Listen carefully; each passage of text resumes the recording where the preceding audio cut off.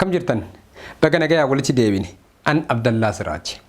Barmoonni keenya har'aa kan irratti xiyyeeffatu seerluga afaan Oromooti. Yeroo dabre kan nuti waliin baranne hiikaa jechoota afaan Oromoo yoo ta'u, san duras seerluga afaan Oromootii fi akkasuma hiikaa jechoota afaan Oromoo wajjin baranneetiniin dabarfannee jechuudha. San duratti yaa saba koo Oromoo, yaa ummata Oromoo, dhaamsa takkaa fi lama isiniif qaba. Dhaamsi kiyyas yaa Oromootiya, yaa ummata kabajamaa Oromoo. Oromoon biyya ambaa jirtan, Oromoon biyya keessa jirtan, dhaamsa takkaa lama isinitti dhaamachuu barbaada. Dhaamsi suni hundi keessanuu ni beeytan. Dursa saba keessaniif bakka kennaa. Dursa ummata keessaniif bakka kennaa. Dursa Oromummaadhaaf bakka kennaa. Oromiyaadhaaf bakka kennaa. Oromoodhaaf bakka kennaa. Gaafa kana gootan ofitti as deebi'aatii ani eenyu jedhaatii eenyummaa keessan gaafadhaa. Eenyummaan keessan ka ibsuu fi eenyummaan teessan gaafiin guddoon isinirra jirtu gaafa kabaja ummata Oromootiif qabdan akka gaariitti agarsiiftanidha. Ummata Oromootiif kabajaa akkamitti laachuu dandeenya jennee wal gaafachuu dandeenya. Wanta ummata Oromootiif faayidaa qabu qofa hojjechuudhaan saba keenya qulqulleessuu, saba keenya hamaa irraa eeguu, afaan keenya hamtuu irraa eeguu, aadaa teennaa fi seenaa Oromummaa Oromoo fi Oromiyaa hammeenna irraa eeguun eenyummaa kan kee kabajjee jechuudha. Saba kan kee guddaa kana kabajjee jechuudha. Kabaja isaan malu itti horte jechuudha. Saba biraa miidhi jechuu miti. Saba biraa isinuu hin miidhan. Eenyunuu saba biraa hin miidhuu jechuudha. Kun dhaamsi tokko. Dhaamsi inni lammaffaan. Please. Dhaamsi inni lammaffaan. Dubbii Oromoottiin hin galinaa. Kana jechuun Oromoo alagaatti hin hamatinaa. Oromoon kana taate, Oromiyaan kana taate, sabni Oromoodhaa kana jettanii kan xiqqoo Oromummaan isin keessa jirtu alagaatti saba keenya hin dabarsinaa. Dabarsitanii alagaadhaaf hin kenninaa. Inni kan biraa saba kan kee caala alagaa hin aanfatin. Saba kan kee caala alagaa hin aanfatin. Hammamuu yoo rakkatte saba kan kee caala alagaa hin aanfatin. Sabni kan kee eenyummaa keeti. Sabni kan kee gaachana keeti. Ummanni kan kee gaaddisa keeti. Kanuman jechuu barbaada. Kanarraa bu'ee gama barmoota kootitti isin dabarsa. Barmoonni keenya har'aa akkuma mata duree duratti isiniif ibse irratti seerluga afaan Oromoo irratti xiyyeeffataa jechuudha. Akkuma mata duree kana irraa hubattanitti ibsa xumura yeroo or adverb of times kan jedhu jechuudha.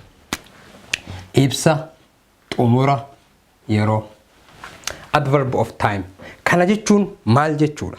Barreeffama kana irraa waa hedduu hubattan jedheetiniin abdadha. Hundi keessaniyyuu ni beeytan. Maal jechuun times takkaahu ammootuyyuu yeroo maal akka ta'e ni beeytu. Garuu ammootuyyuu yeroo kana irratti qoqqoodamiinsi yeroodhaa. Yeroo kamtuyyuu yeroo faayidaa akkanaa keessa oola. Yeroo kamtuyyuu yeroo kam taha, sa'aatii kamtuyyuu sa'aatii kam taha jennee beekuu irratti xiqqoo isiinutti ni ulfaata. Haa ta'u namoonni barumsaan gaheessa taatanii barumsaan achi siixaniitiin hin jettan yeroo kana baay'ee kan itti fayyadamtan tuyyuu jira. Kan ammoo ittiin fayyadamne tuyyuu jira jechuudha. Kan ammoo tuyyuu yeroon kun akkamitti fakkeenyaaf maqama yeroo kanayyuu jechuudha. Maqama yeroo kanayyuu boru, har'a, bardeen gaddaa, torbaan har'a, sa'aatii amma keessa jirru kan yeroo jalatti akka ramadamu kan hin beeyne illee numa jira jechuudha. Walumaa galatti har'a yeroo maal akka taate mee waliin haa ilaallu. Akkuma mata duree kana irratti hubattanitti jechuudha. Yeroo darbetti mata duree tokkoffaa irratti, lammaffaa irrattis ibsa xumura maal akka ta'e baranneetiin dabarfannee jechuudha.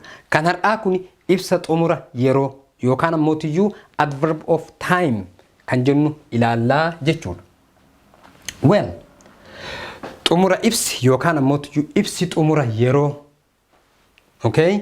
Yeroo sa'aan gochi itti raawwatame ibsaa jechuudha. Ibsa xumura yeroo jechuun yeroo sa'aa yookaan ammootiyyuu zamana jedhanii ni miti yookaan time waqtii yeroon yookaan ammoo wanti tokko itti raawwatame kan ibsuu jechuudha.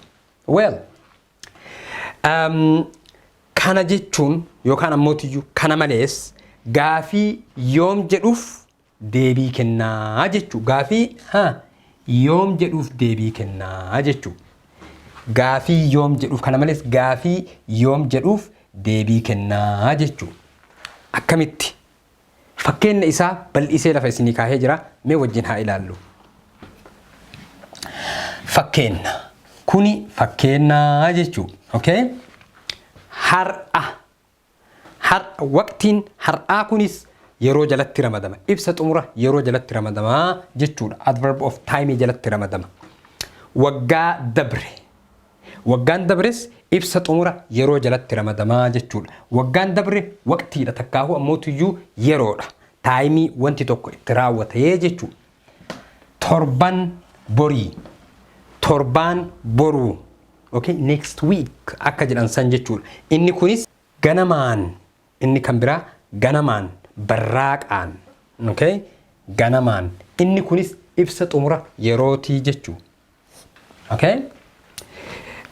Inni kan biraa ammootiyyuu bara dhufuu fi kan kanafa fakkaatan. Bara dhufu fi kan kanafa fakkaatan bara darbes jechuu ni dandeenya. Asirratti yoo kan hin ibsin waggaa darbe. Waggaa bakka waggaa jedhu kanaan baras jechuu ni dandeenya. Waggaa kun ostee kanatti bara jennee bira dabarree jirra miti. So kana fakkaataa jechuudha. Mee fakkeenya yerootii fi haalata itti yeroo kana mul'isu mee fakkeenya kanarraa haa hubannu. Fakkeenya faakaanaa jechuun fakkeenya jechuudha. Kanaan duras wannaa isaa hiika isaa isiniif kennee jira. Fakkeenya jechuudha.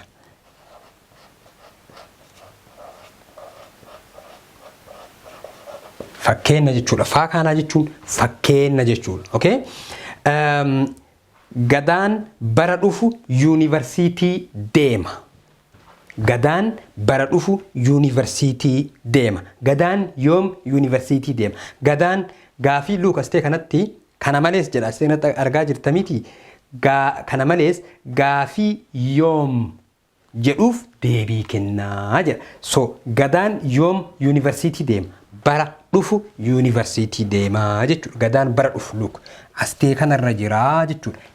Ibsi xumura yeroodha. Okay? Astee kanarra jiraa jechuudha.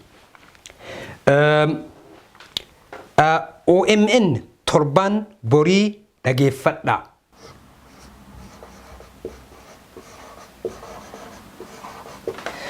OMN torban borii banama.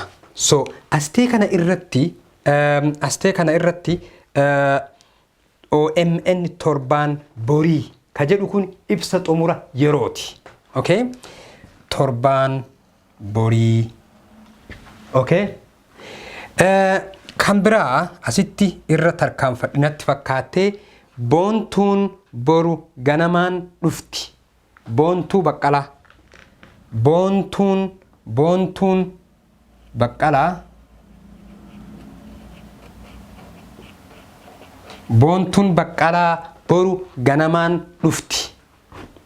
Boontuun baqqalaa hintala sabboonticha takkaahu ammootiyyuu hayyicha Oromoo kabajamaa obbo Baqqalaadhaa yoom dhufti? Bor ganama dhufti.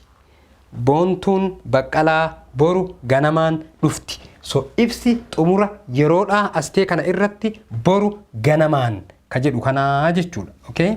Boru ganamaan ka jedhu kanaa jechuudha.